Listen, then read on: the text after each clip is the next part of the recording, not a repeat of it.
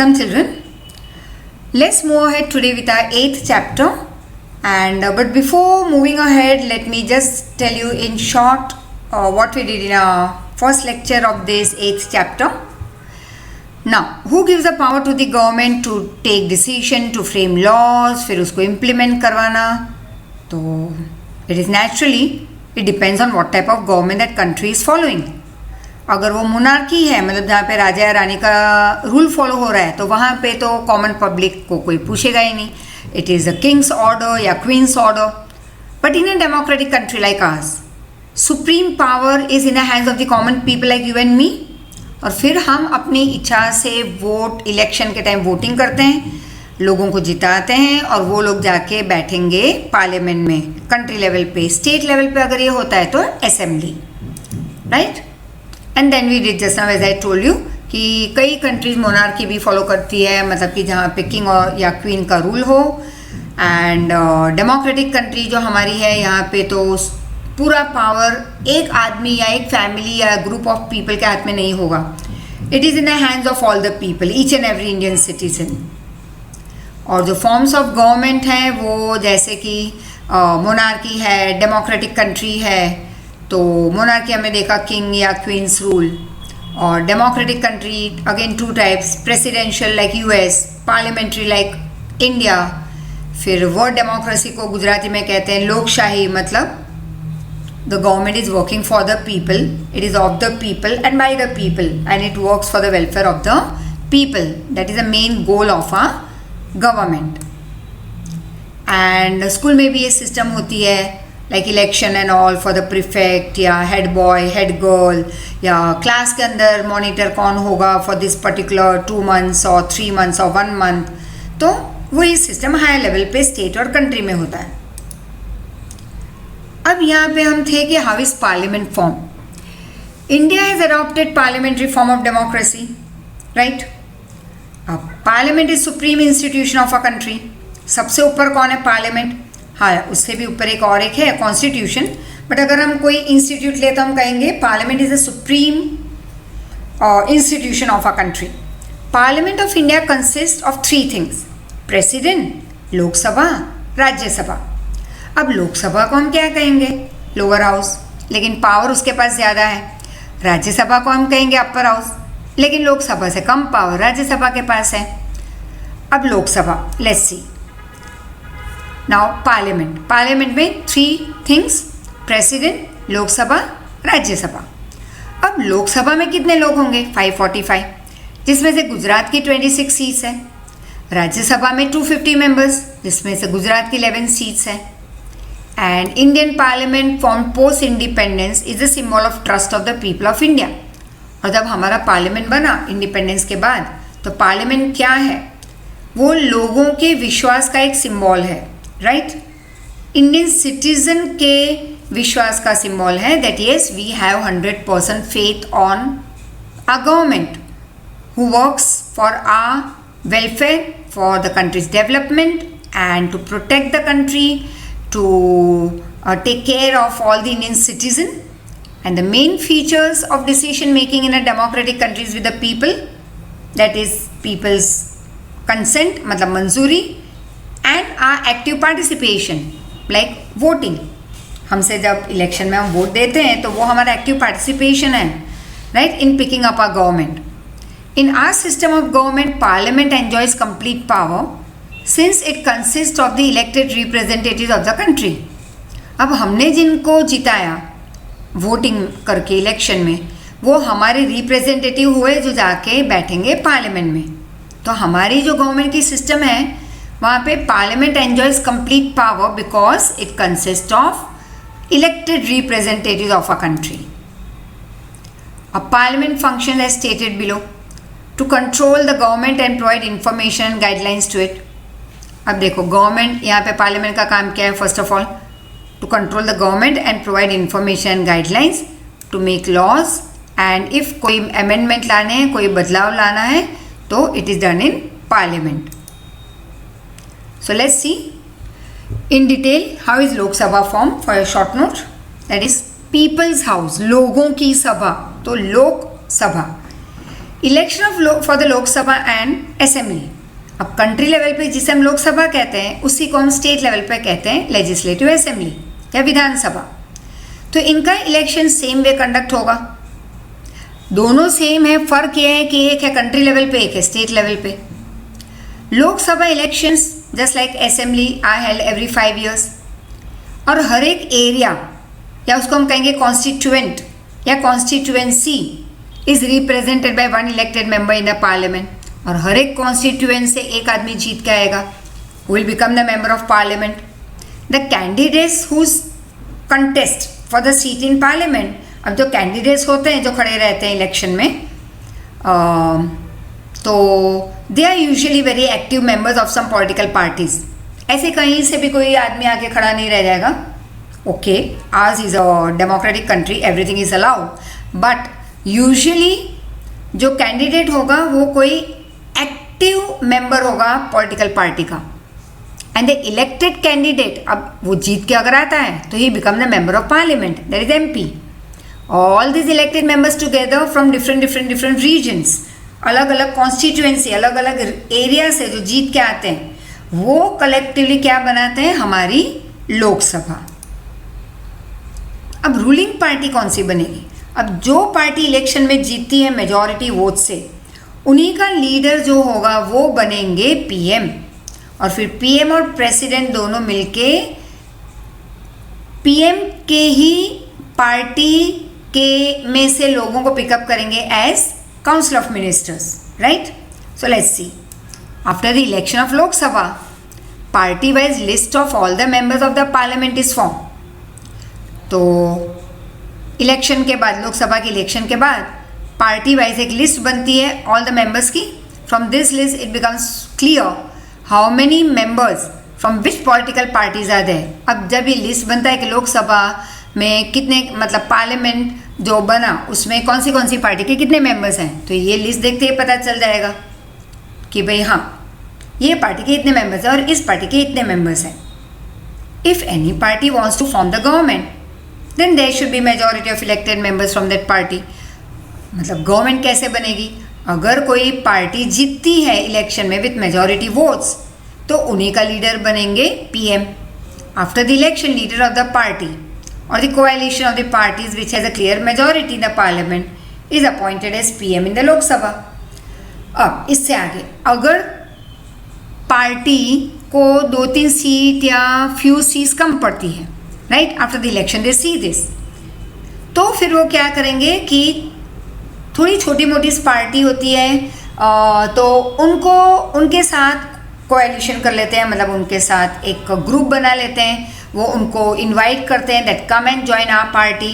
हाँ, फिर वहाँ पे उनके बदले में उनको कोई एक पर्टिकुलर पोस्ट भी मिलती है, तो ये पार्टी जाके मिल जाती है with party which needs few seats to win and be the ruling government, and then they become the clear majority. With a clear majority in a parliament, the person or the leader is appointed as the PM in Lok Sabha. PM of India is the head of the ruling party. The PM now will select ministers from the members of his party. जैसा मैंने पहले बताया कि PM और president मिलके members of his party में से ministers को pick up करेंगे. In this way, Council of Minister or group of minister is formed. Ministers with PM will take all the decision.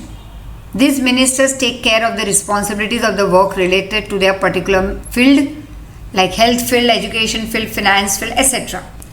अब PM और minister सारे decision लेंगे. They are the ruling party now. उन्होंने अपनी government बनाई है. They will work for the development of the country and welfare of the Indian citizen.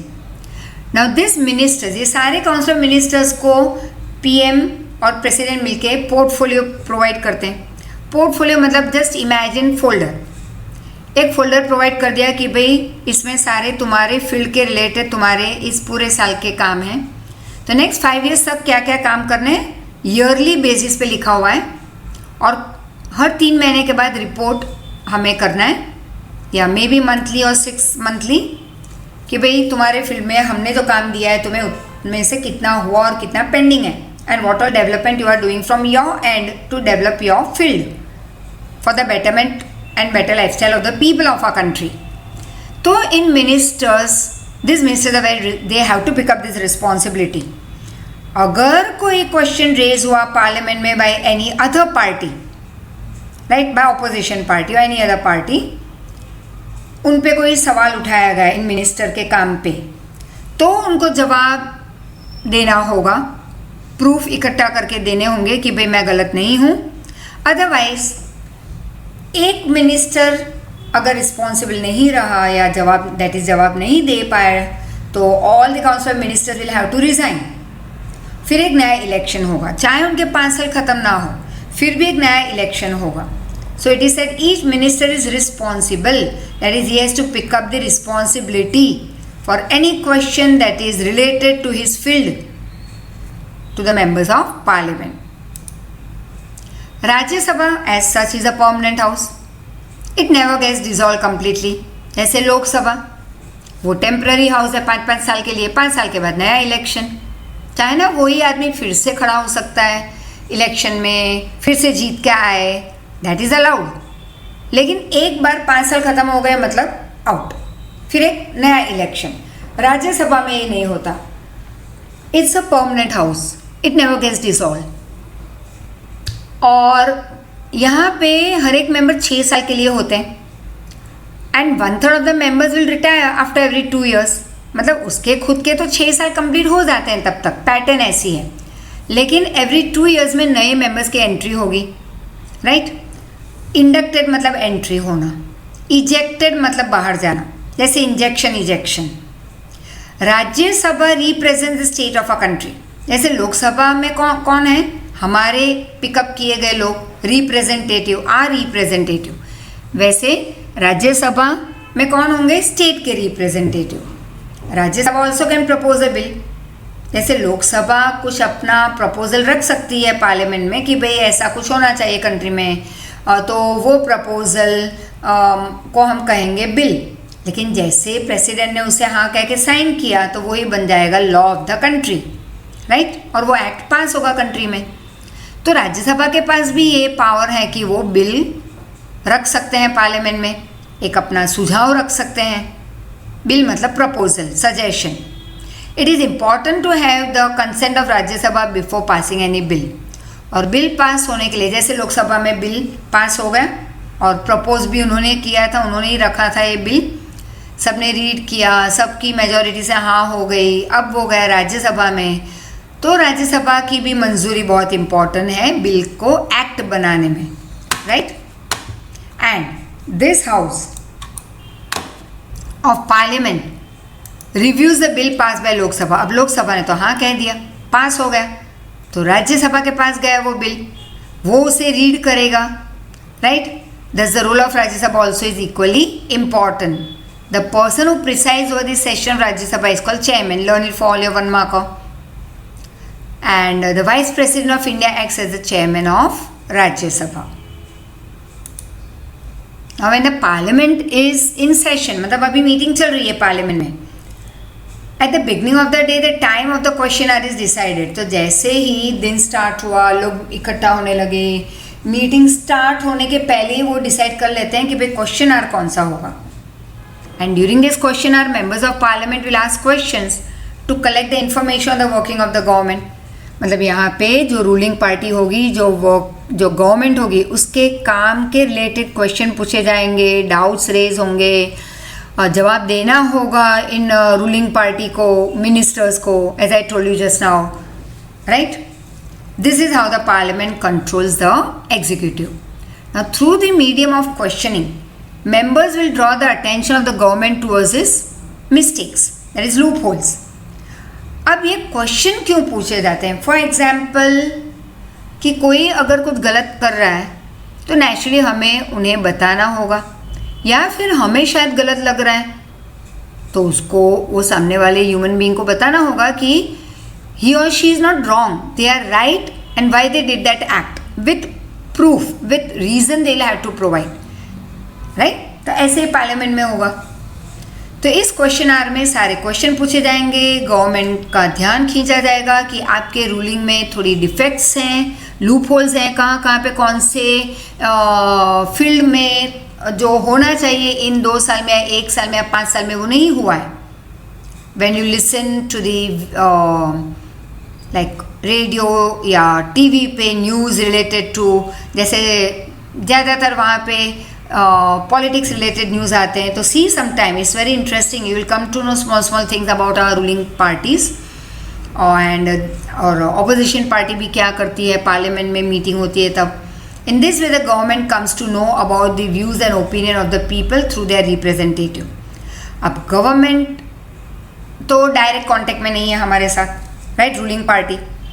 तो होगा क्या कि जब पार्लियामेंट में क्वेश्चन रेज होते हैं तब उनको भी पता चलता है कि भाई बाहर कंट्री में इंडियन सिटीज़न के ओपिनियन क्या है हमारे लिए, उनके व्यूज़ क्या है, उनको क्या चाहिए, और ये सारी चीज़ पता चलती है through the representative.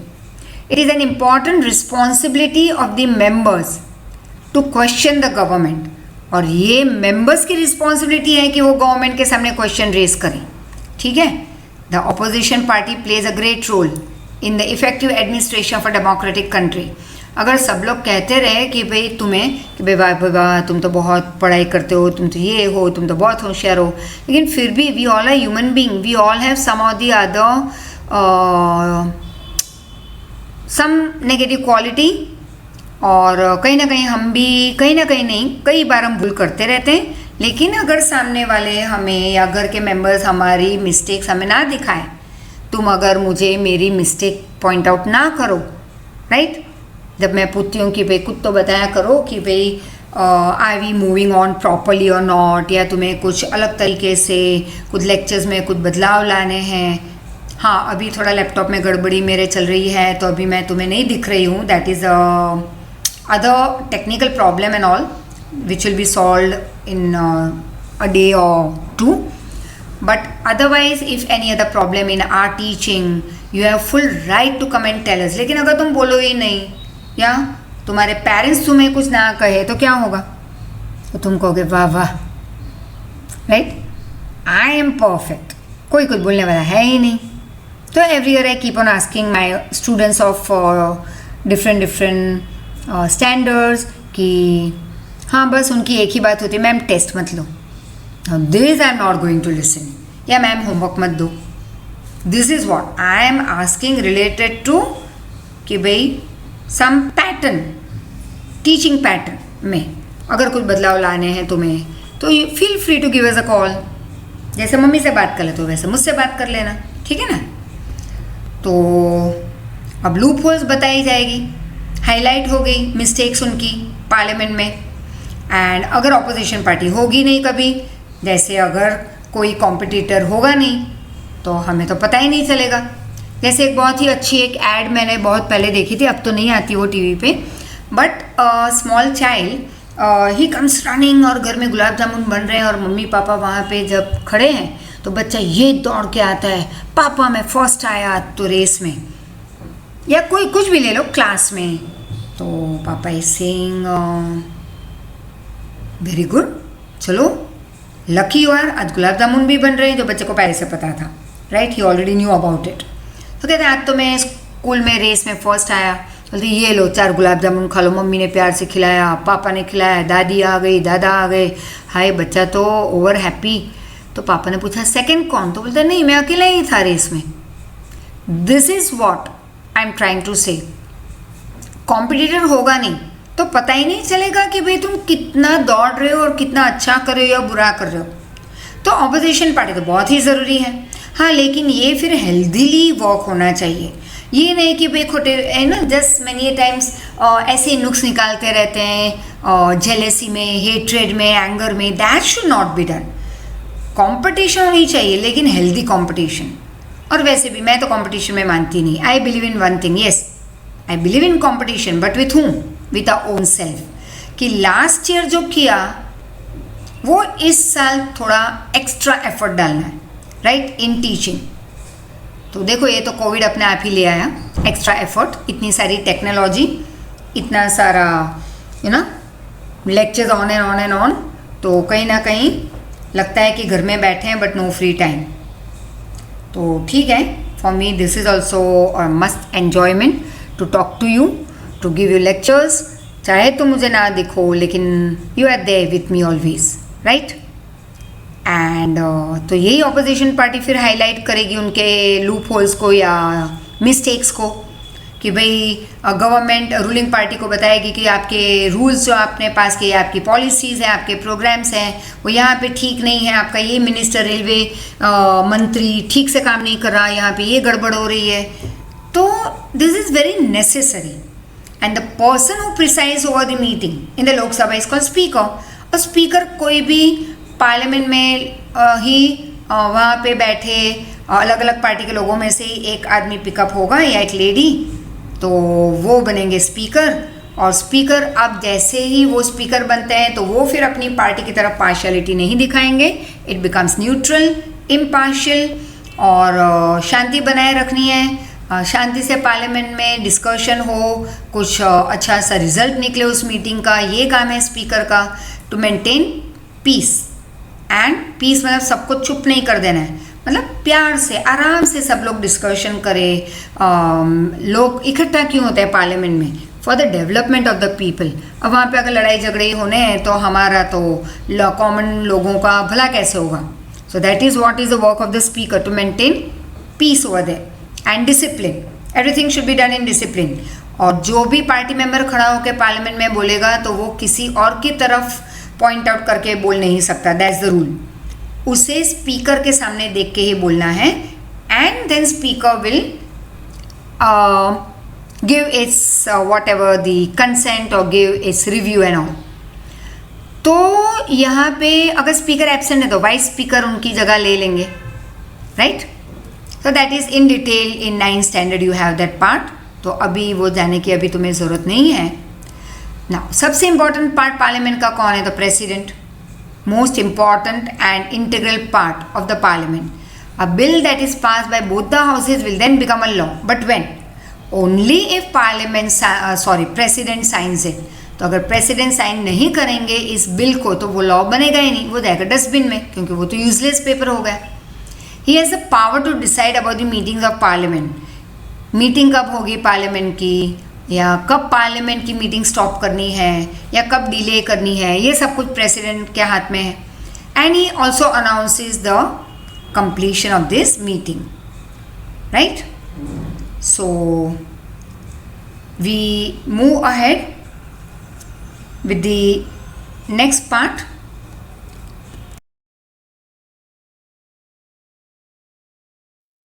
So I was saying that we move ahead, but not related to this SS.